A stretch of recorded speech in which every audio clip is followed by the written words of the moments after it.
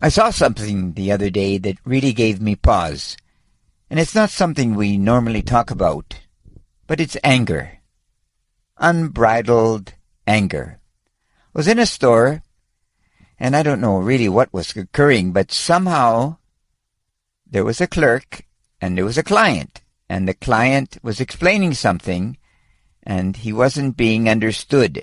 And slowly he got angrier and angrier, and I'm kind of a bystander here to this kind of tragedy, this drama unfolding. And finally, he's at a point that he's virtually screeching.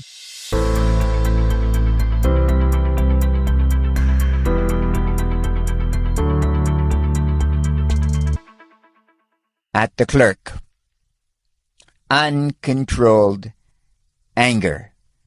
And I thought to myself, wow, where does this anger lead? Well, we all know where it leads. It eventually leads to, of course, war, violence, hurting one another physically or emotionally or psychologically.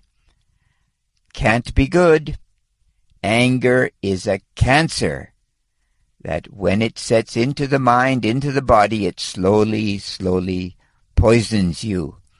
And I think all of us would be well served, because I think we all have anger inside of ourselves as well, but we would be well served to get rid of this cancer as quickly as possible.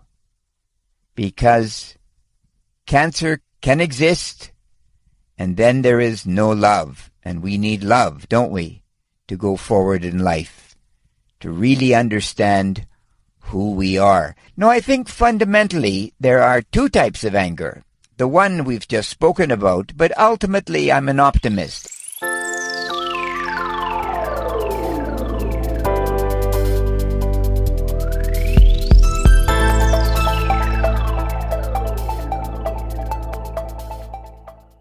I think the individual, through prayer, through study, through interaction with other people, can slowly gain control of the anger, at least identify the triggers that we all have, we all possess, right? And you can alleviate that anger. And I find in myself, for example, I used to be able to get very angry very easily. I had some power, I had some money. Oh, I'm an important person, don't insult me. But over time, I've come to realize that that kind of anger doesn't work. And in fact, it makes me feel rather sick. But the other type of anger I was alluding to, which is deep-seated anger, perhaps it's a form of, racism or bigotry or just dislike of other cultures or human beings.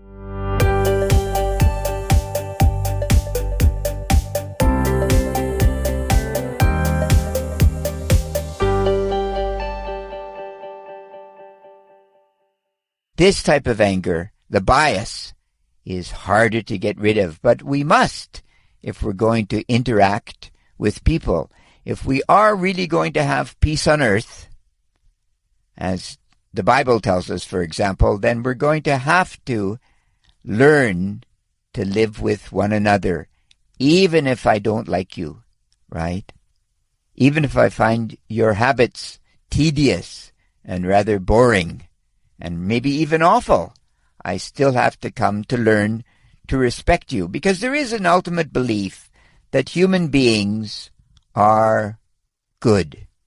And human beings, with some education, can learn to contribute to one another, can learn to help one another, and build a better world.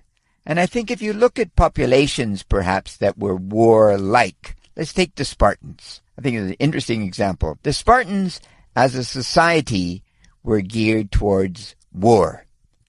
Men were educated from the time they were very young to be soldiers. And we have great tales. Yes, we have Leonidas at Thermopylae, who stopped the Persians for a period of time in entering perhaps Greece. But by the same token, Sparta today is gone. It no longer exists as a society, and Athens, the liberal society, has flourished.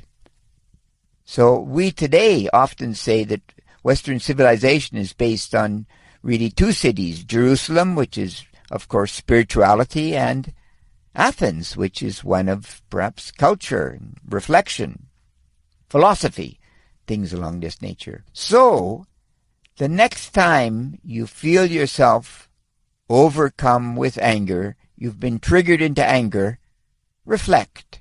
Find another way. Find a way of love and peace.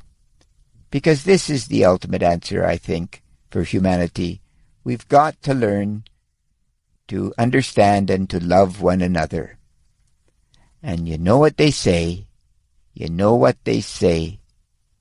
Critical thinking is necessary if we're going to finally achieve a peaceful world for one another. And critical thinking is, of course, great. You take care. God bless. Bye-bye.